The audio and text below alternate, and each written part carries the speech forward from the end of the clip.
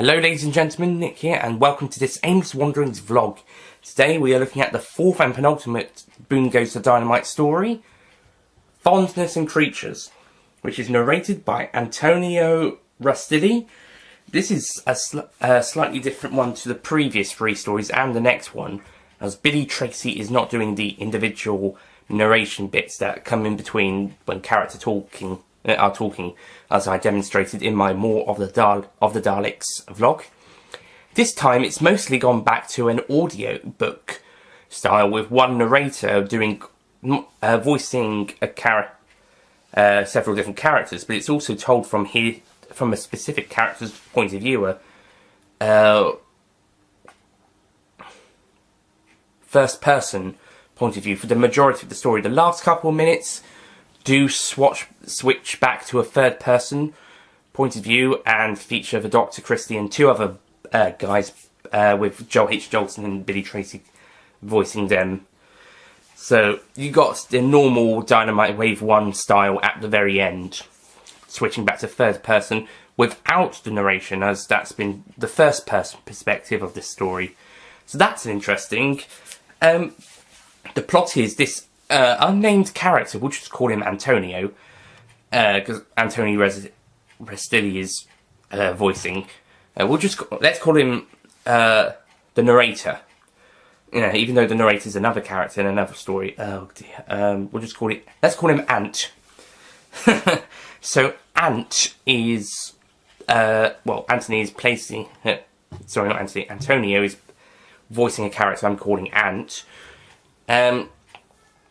Because he doesn't really have a name, to be honest. I mean, he has a surname, but I don't know his first name. I don't think they ever say. So, Ant, it explained, is talking to a friend called Football Man 92, I think. He's explained to him what happened with him meeting the Fruit Pastel Doctor. Fruit Pastel runs over Ant's dog and is completely unapologetic and just swans off, basically. And yeah, so Ant kind of joined the forum that investigates the Doctor, and he gets fired after getting in trouble with the boss and throwing a stapler at his back of the head. So then Football Man 92 tells him it's time that they all met up. So they go to meet up in Cardiff, and they all introduce themselves. Turns out that the other members of the forum, including Football Man 92, are aliens. Football Man 92 is basically 92 football balls made to be a man. There's two vampire creatures reminiscent of the vampires from State of Decay, they mentioned. There's a robot, and there's a Slitheen, although they don't actually mention that it's a Slitheen. They don't call it a Slitheen, they just call it a baby-faced green creature.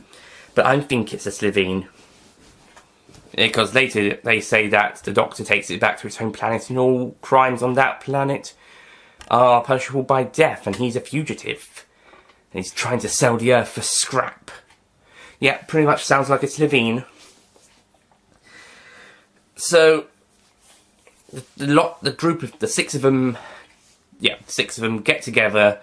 Ant is the only human, and they basically they discuss their stories, and it turns out Ant's the only one that actually has a connection with the Doctor. The vampires were fighting a war with the Doctor's race, the Time Lords, but that's about it. They tried to come up with ways to try to capture the Doctor, but in the end they just end up making a band, bringing food, telling stories. Basically, it's the plot of Love and Monsters, except this time this lot want to destroy the Doctor rather than just find and talk to him. Meet him, basically. And there's no Victor Kennedy in this situation, though, to be fair. There was 5 members of Linda before Victor Kennedy got there, so I suppose 6 members here includes Kennedy, except there isn't a Kennedy-type person.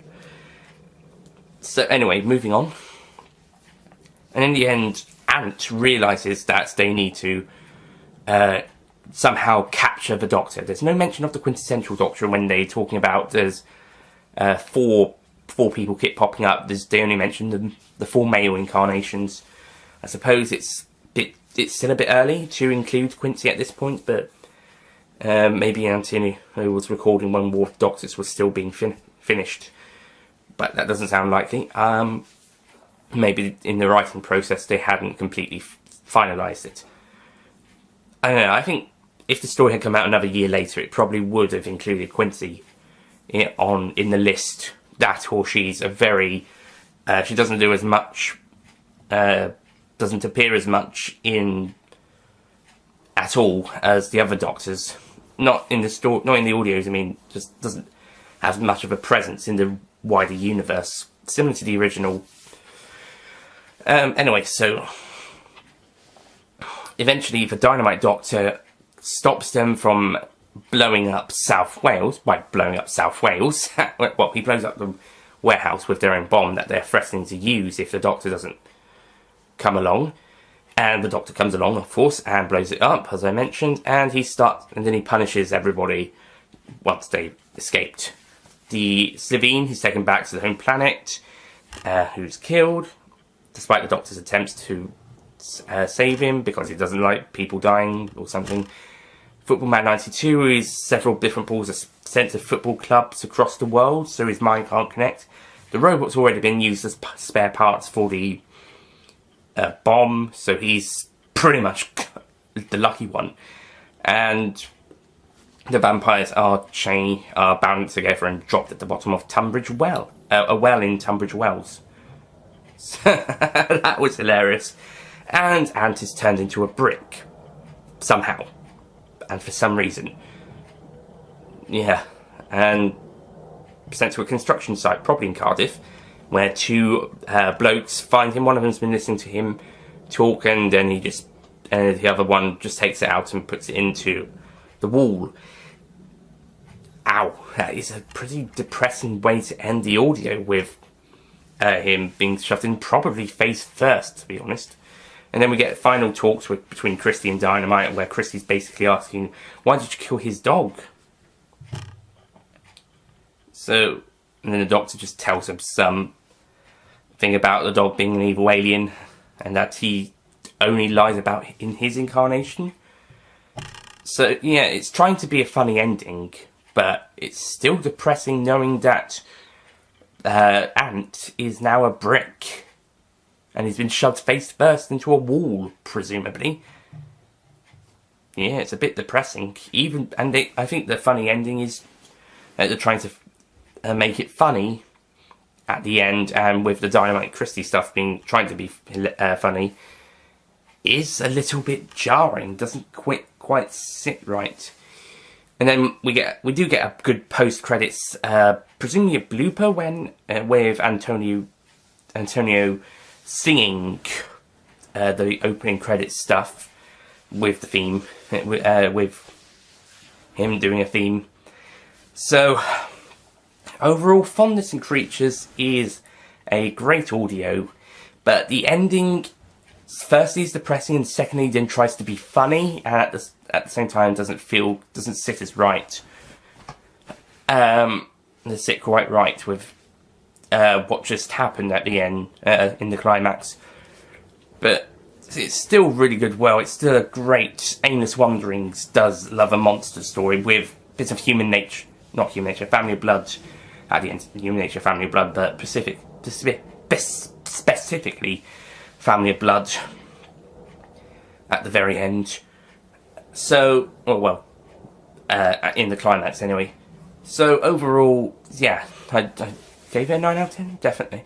So that's it from Fondness and Creatures. Thank you for watching, and next time we'll be looking at the final Dynamite Boom Goes the Dynamite story, Boredom of the Doctor. I'll see you guys next time. Goodbye. Don't forget to click below to subscribe to the official Nicholas Payne Retro YouTube channel.